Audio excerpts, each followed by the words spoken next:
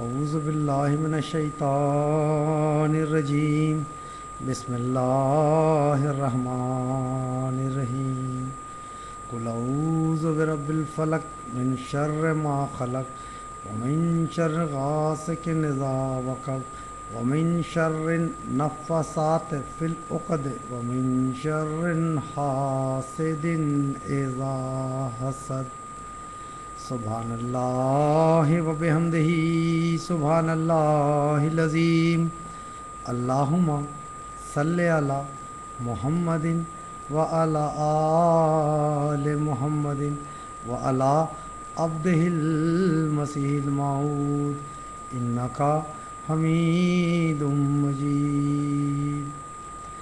کیا ہوا کیوں عقل پر ان سب کے پتھر پڑ گئے؟ کیا ہوا کیوں عقل پر ان سب کے پتھر پڑ گئے؟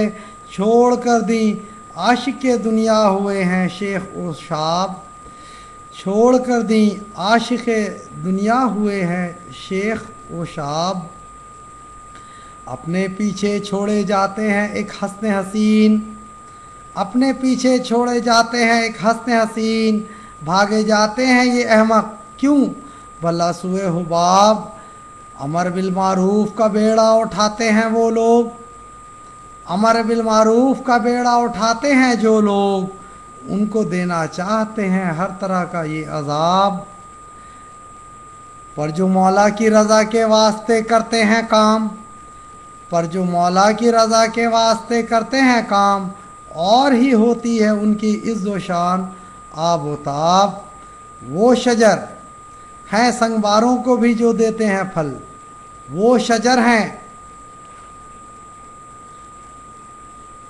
وہ شجر ہیں سنگباروں کو بھی جو دیتے ہیں پھل، ساری دنیا سے نرالا ان کا ہوتا ہے جواب۔ معزز ناظرین السلام علیکم ورحمۃ اللہ وبرکاتہ۔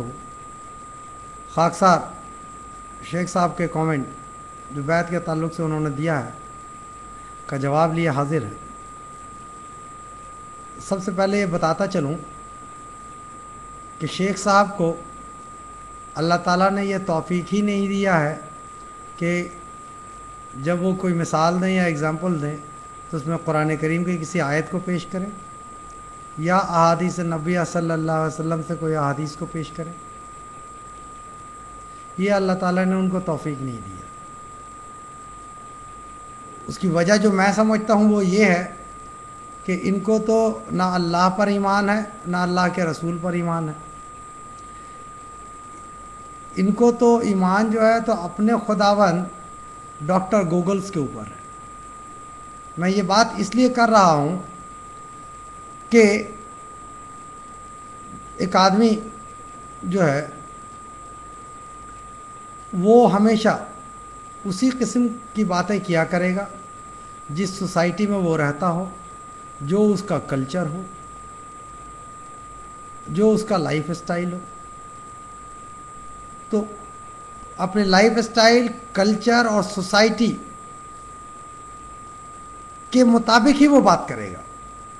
اب شیخ صاحب ڈاکٹر گوگل سے اس قدر متاثر ہیں کہ ان کو قرآن کریم نہ تو متاثر کر سکا ہے اور نہ ہی ان کو احادیث نبیہ صلی اللہ علیہ وسلم اور رسول اللہ صلی اللہ علیہ وسلم کی سنت متاثر کر سکی ہے۔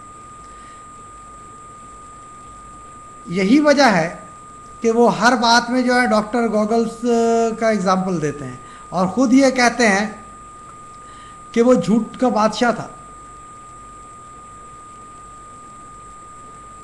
اب آپ کو ایک بات بتاتا چلوں کہ کیا ان کو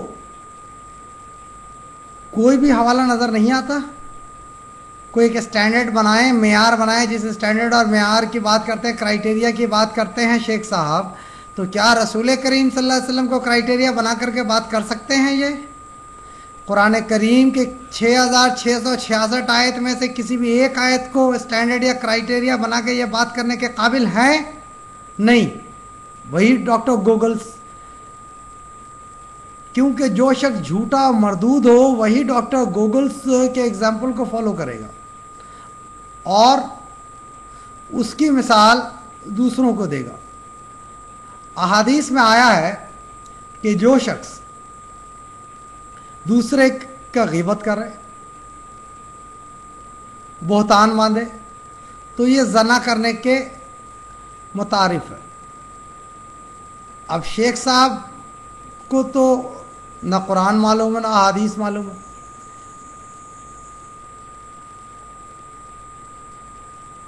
اب یہ جو زنا کا لفظ ہے، شیخ صاحب کے لیے کوئی عجوبہ نہیں ہے۔ کوئی شریف انسان ہو، شریف النفس ہو، تو اس کے لیے تو بہت بڑی بات ہے، وہ چلو بھر پانی میں ڈوب مرنے والی بات ہوتی ہے اس کے لیے۔ لیکن شیخ صاحب کے لیے تو یہ زنا کوئی معنی ہی نہیں رکھتا، کیونکہ دیکھیں اگر یہ سمجھتے اس مفہوم کو تو کبھی بھی جو ہے اس طرح لغو بات نہیں کیا کرتے، جھوٹ سے بات نہیں کرتے۔ ہاں، اپنے بات کو پیش کرنا تو کریں۔ یہ آپ کا سوال بالکل بجا ہے کہ جماعت احمدیہ کی بیعت جو تھی اس قدر تھی اور آج اس قدر کم کیوں ہے، یہ سوال ہے، ٹھیک ہے، میں اس کا جواب دینے کو تیار ہوں۔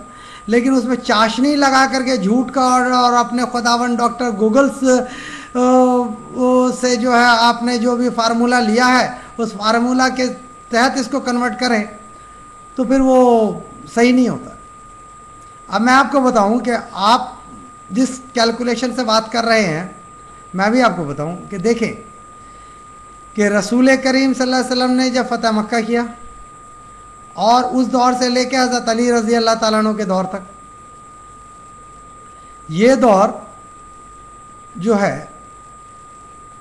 لگ بھگ 12-13 سال کا دور ہوتا ہے۔ اس 12-13 سال کے دور کے اندر لاکھوں لاکھ مسلمان ہوئے،